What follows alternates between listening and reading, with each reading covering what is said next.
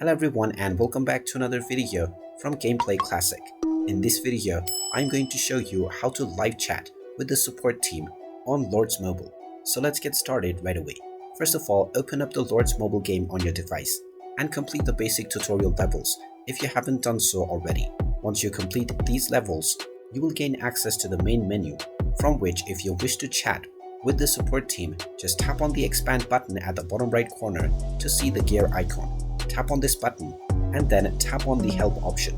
Now from this page you will see the live chat option at the top right. Go ahead and tap on it, and now this will take you into the live chat page for Lords Mobile.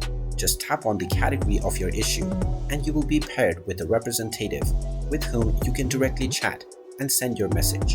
And there you have it. That is how easy it is to live chat with the support team on Lords Mobile.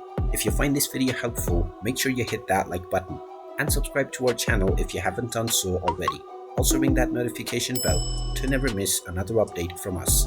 Thank you for watching, and I will see you again in the next video.